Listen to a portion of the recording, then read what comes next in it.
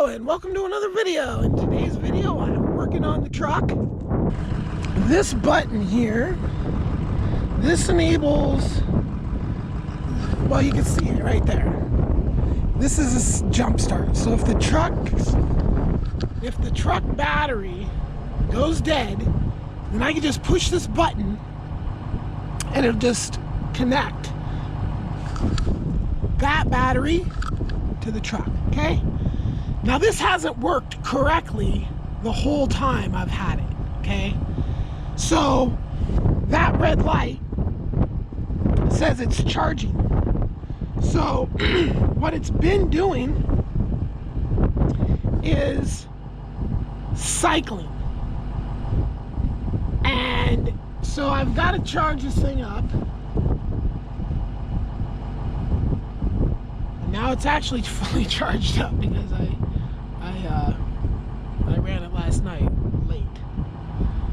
So now I was just gonna see if I can actually catch this doing this on camera. But when it does it, it's this part.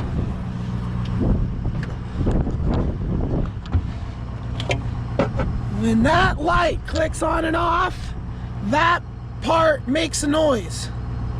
So what I'm gonna do is I'm just gonna replace this part while I have this box open, because at this point that's the problem with this box. The box has been worked on twice and they haven't, I don't know, I mean literally, like when I first got it, the guy is telling me to smack the bottom of the box, the middle, right where that thing is, just smack the bottom of the box, he says. So I think that thing's had a problem from the start. So I don't know why they didn't have, you know, the other company that worked on it replace that, why they didn't replace that. You know, like I said, it's been worked on twice, but it probably won't do it now that it's that it's not fully that it's not actually charging, right? So there's no, like, everything's full, so now it's not gonna do it, right? Of course, because I have the camera on. But it's been doing it, and for the longest time I've just left this pushed in and just left it connected because it was always on and off, on and off, on and off, on and off, on and off, right? But then, like, I have to disconnect it at certain times. So then I think I, like, forgot, and I noticed it was actually working correctly. I'm like, what? So I'm like, cool, let's just see if it works. So I'll just, you know, not push the button in, just leave it out like it's supposed to be. Well, all of a sudden, a few times on a few different occasions, so a few different days, is on and off, on and off, on and off, on and off, right?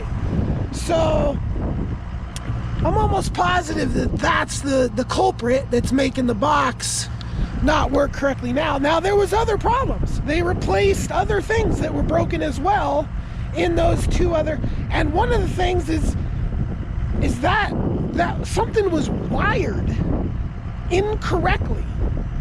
So, and this is how the guy that was working on it told me the problem was. He said that the power was like going in from two different directions, so it was like fighting each other, so I wasn't getting a charge, so it was extra weak, like what I was saying from day one, right? But they're just, oh no, it's your truck, it's your truck, it's your truck, it's your truck. But it was the box. Not only is the part probably a dud, as well as whatever other part, diode or something like this that was in there, I'm not quite sure, but that part was a dud also. And then it was wired incorrectly on top of all that, right? So I've got it open. I'm gonna make it so it can actually do some stuff, right? I mean, basically what it can do right now is so minimal that, and then like I have to run the truck every day. So I have to get the truck started every day. Even if I have enough power from wherever, there's no way other than turning the truck on currently to charge that battery. off the doors. Those things have been bugging me. So that literally is part of this truck project, because the doors were in the way of where I have to run the power that is going to plug in to the truck. So I've got to have power. I've got to run AC power from this guy. Basically, I got to replace this. So this is what I'm currently testing, basically, is all that thing every day. One time I charged it with that. So I got to replace that. I'm going to replace that with some of this. And I'll run that down to here. And I'm going to go through this. And I'm going to go through this here. And then I'm going to put a box right here that I can have this wire, this cable right here, coiled into.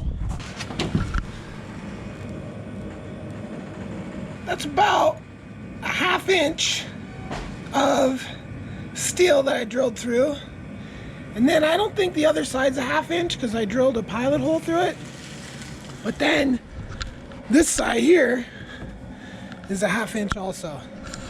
So what that's going to give me is that's going to give me power out here, both coming and going. So I'll have plugs in a box, and I'll have an extension cord that runs to the generating truck. And finally, I have been getting a lot of work done on the property clearing. So if you've been keeping up on these videos, I originally cleared a portion of my property over there on the side that is going to be a garden. And I really did a hard, because I leveled it. So I really, I like dug in the ground some and moved dirt around and leveled it so it's a big level area to put like your typical like rows of vegetables into, right? I did that quite a while ago.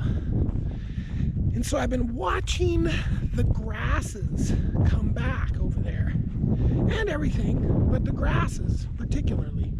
I'm trying to get rid of the junipers out of there completely and the sage and all that. Do a little work over there, not much. But the whole concept, and honestly, I just kind of stumbled across this when I first came out here and I started moving dirt around in this one area that I've referenced many times in my videos has just been like lushly coming back. Like the grasses just love it, right? So that kind of got me, contemplating, which I already knew that intensive grazing is what really is needed. But see, here's the problem, right? Is we have this every place you can see all the way around and all the view everywhere, okay, is this. Okay, big things, right? This stuff isn't gonna go away with intensive grazing. It's just not going to. Nothing is going to eat that stuff. Now, fire is an option, but I'm here to tell you that it's very hard to just go up to this stuff and burn it in the time of year that it's safe to just burn. Like right now I can just burn if the wind's not too crazy. It's totally safe. No fire's gonna escape and get away. But I can't just go up to this stuff and light it on fire and expect to get anywhere, okay? So what I've been doing and I did this showed this in another video, is I'm plucking out all the junipers, okay? So I pretty much got that done. So at this point, what I'm doing is I'm trying to get it to be somewhat like this. This is a little harsh, but that area was like ginormous junipers and ants like in there harsh, right? So getting everything into a pile, and as you can see here, I've got piles already started. And while I'm doing that, I'm trying not to dig with the blade of the backhoe into the ground at all. I try to use the blade and the junipers to like rake and get the majority of the sage out of there. So I get little strips like this.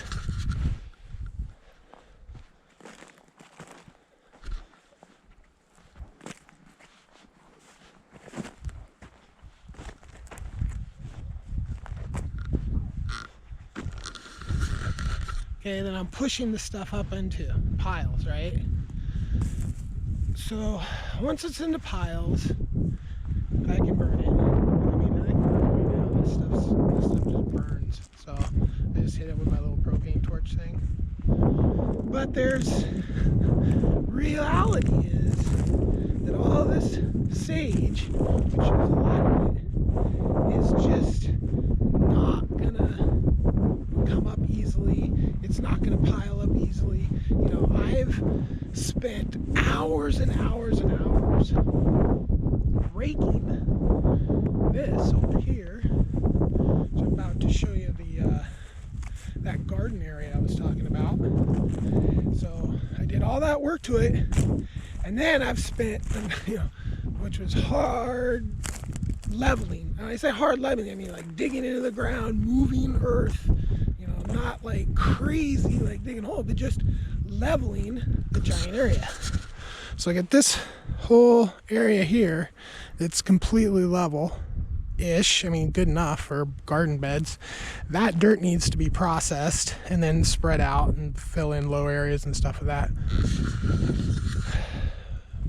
But the amount of work to get all the juniper, or no, excuse me, all the sage out of here has been quite a bit. And even pushing through with the backhoe, I'm not getting in it. So I'm basically like gonna be happy with kind of mashing it down to a certain extent. And you know, maybe there's some farm implement that I could rent, that I could drag around the whole area and just kind of, you know, be able to rake it up or something. I'm not familiar with a lot of agricultural machinery, you know, all your typical stuff, but that's kind of a, you know, when you're talking about initially prepping land from, you know, bare land and getting it up to the point where you can actually use it, like the machinery for that, like I don't even know. So anyway, I have been running the backhoe basically like until it just gets too dark, and it's just to be out of my little windowless shack here. Now, getting those doors cut off was super awesome because they were like kind of just flopping around and they're in the way all the time, and now they're out of the way. But that's literally a part of the I had to do that to be able to run the wiring and stuff. So I mean, just crazy, have to go back 50 steps to get stuff done. All right, so that is another video. I have big video coming up about the build of the box. Just little parts of that here and there, but there'll be one build video once I build it. So peace.